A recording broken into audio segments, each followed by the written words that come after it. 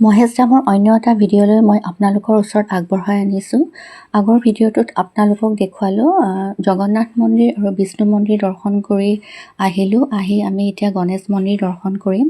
তাৰ কাৰণে আমি আহি আছোঁ আৰু বহুত সাৱধানে আহিব লগা আছে, যিহেতু ৰাস্তাটো একদম পাথৰৰ হয়। এফালে হাতত মোবাইলৰ কেমেৰা আৰু মই বহুত সাৱধানে এই পাথৰকেইটা পাৰ হৈ পেলাই আহি আছোঁ। দেখিছে নহয়, বহুত ওখৰা মুখৰা আৰু গোটেই ৰাস্তাটো পাথৰ আৰু চাৰিওফালে দৃশ্যটো পাথৰৰ। প্ৰাকৃতিক দৃশ্যটো বৰ সুন্দৰ, বৰ ভাল লাগে চাই পেলাই। আপোনালোককো দেখুৱালোঁ মই এই ভিডিঅ'ৰ থ্ৰুৱেদি। আৰু এনেকৈ আমি গণেশ মন্দিৰলৈ বুলি আহি আছোঁ। আৰু এয়া হৈছে পদুম পুখুৰী। আৰু কি আচৰিত দেখিছেনে, পাহাৰৰ ওপৰত পদুম পুখুৰী। কোৱা হয় এসময়ত নাগ দেৱতা ইয়াত বহি থাকে আৰু এই পদুমখিনি ৰখীয়া হৈ থাকে। আৰু ইয়াৰ পৰা ফুল চিঙাটো একেবাৰে মানা। ইয়াৰ ৰখীয়াজনে আমাক সকলো বস্তু ধুনীয়াকৈ বুজাই দিছে। যিহেতু এতিয়া পানী নাই, পদুম ফুলা নাই, পদুম ফুলি থকা অৱস্থাত মানে দৃশ্যটো বৰ সুন্দৰ হয়। আৰু সেইমতে আপোনালোকক মই দেখুৱালোঁ। আৰু এয়া মানে পদুম ছিঙিবলৈ নাপায় বুলিয়ে কয় ইয়াৰ পৰা, কাৰণ দেৱতা থাকে ইয়াতে। তেনেকৈ মই আপোনালোকক পদুম পুখুৰীৰ দৃশ্যটো দেখুৱালোঁ। এইফালে হাজবেণ্ড আৰু ছোৱালী পাথৰ পাৰ হৈ হৈ তললৈ নামি গৈ আছে। আৰু গোটেই ৰাস্তাটো আৰু মানে আপোনাৰ পাথৰৰ হয়। এইফালেদি চিৰি উঠি পেলাই আপুনি গণেশ বাবাক দৰ্শন কৰিব পাৰিব। আৰু বিৰাটেই থিয় চিৰিকেইটা, খুব সাৱধানে যাব লাগে। মই মানে যেনে তেনে ওপৰত উঠিছোঁ। এইফালে বেগ, হাতত মোবাইল, মই কেমেৰা অন কৰি গৈ আছোঁ।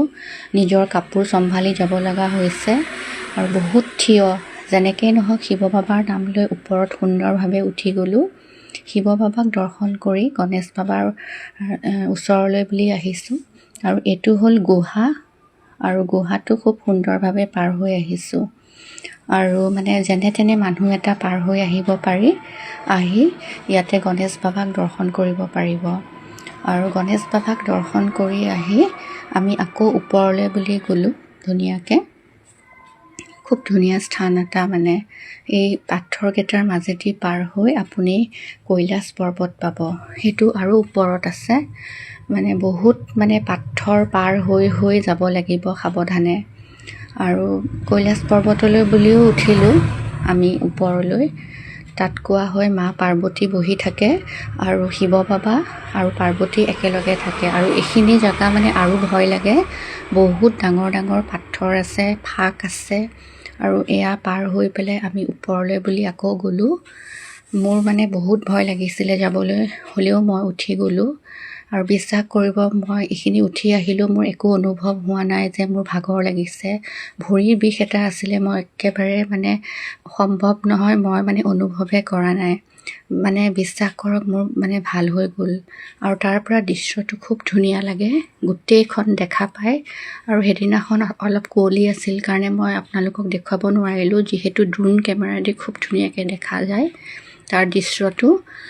আৰু হাজবেণ্ড একেবাৰে ওপৰলৈকে গ'ল, মই এইখিনি উঠিবলৈ মোৰ সাহ নহ'লে। তাৰমানে বহুত ওপৰ শিলটো, আৰু ধৰিবলৈ মানে কোনো মানে জেগা নাই। সেইকাৰণে মই শিলটোৰ ওচৰতে থিয় হৈ পেলাই দৰ্শন কৰিলোঁ। আৰু ইয়াত বিৰাট পজিটিভ এটা ফিলিং হয়, বিশ্বাস কৰিব। মানে চব মানে ভাল লাগি যায় আপোনাৰ ইয়াত উঠাৰ লগে লগে মানে। আৰু খুব ধুনীয়া দৃশ্য মানে এইখিনি,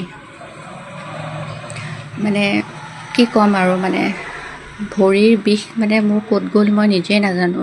আপোনালোকে ক'লে বিশ্বাস কৰে নকৰে নাজানো। আৰু হাজবেণ্ড একেবাৰে ওপৰত উঠি গ'ল।